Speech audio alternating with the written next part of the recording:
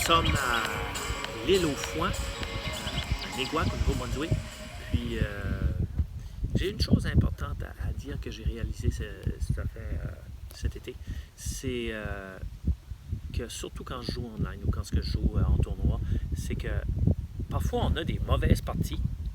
Puis, c'est important de comprendre qu'une mauvaise partie ne nous décrit pas comme joueur. On est plus que juste une partie. Même si on a la plus terrible partie, c'est vraiment important de juste passer à d'autres choses après. Juste penser à d'autres choses. Alors, réfléchissez à ça et bonne journée. Alors ici, on est au Grain de Folie à Caraquette. Et comme je vous disais tout à l'heure, parfois, un joueur peut jouer une très mauvaise partie, mais ça n'indique pas son niveau nécessairement.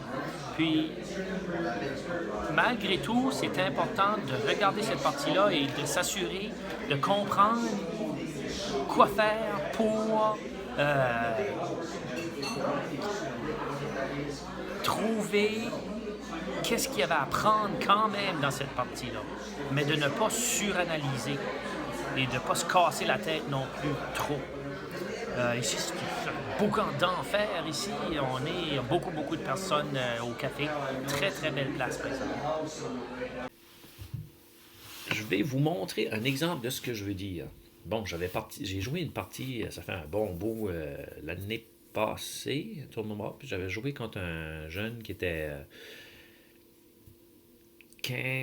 proche de 1600, 1600, 1550, non, peut-être 60, 1560, quelque chose comme ça.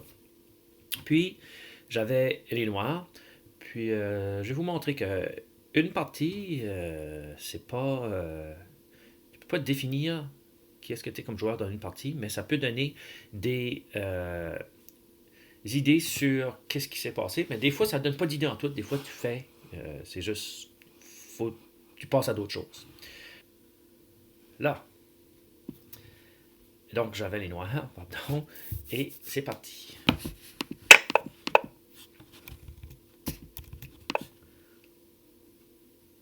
J'ai joué une Harlequin. Ça faisait longtemps que je n'avais pas joué ça. Puis, vous allez remarquer, j'avais une excellente partie. C'est juste l'ouverture, puis ça, là.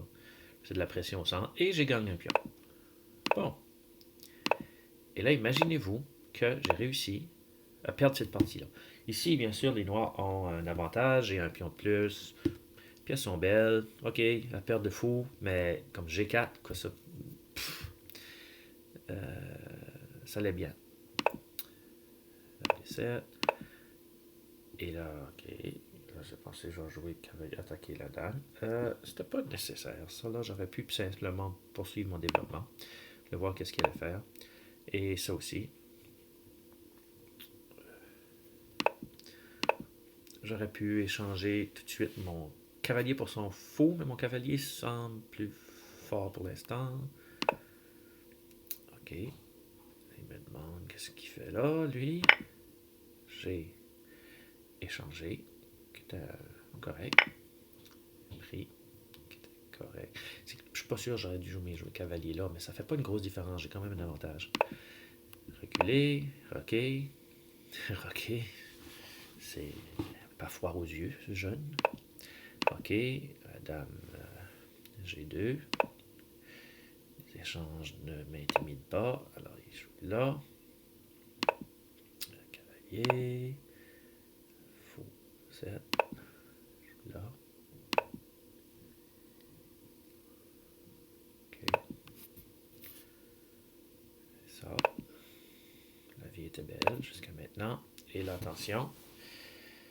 Là, très belle partie. Pas très complexe.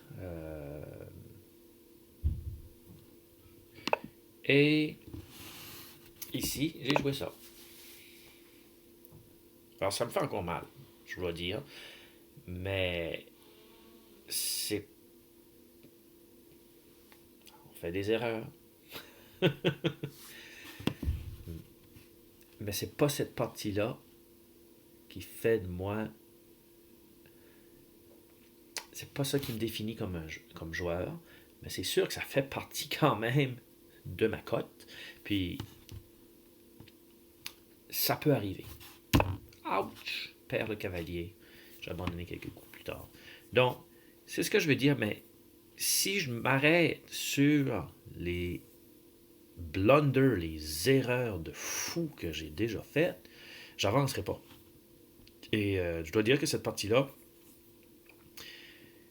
qu'est-ce que j'en ai retiré? J'ai retiré certains éléments, oui, mais maintenant j'ai passé par-dessus ça, puis je vais de l'avant. Mais, mais laissez pas vos mauvaises parties vous retenir en arrière. C'est ce que je veux dire. C'est ça le message. Laissez pas vos mauvaises parties vous retenir en arrière. Analysez-les, oui, mais parfois il faut juste que tu réalises que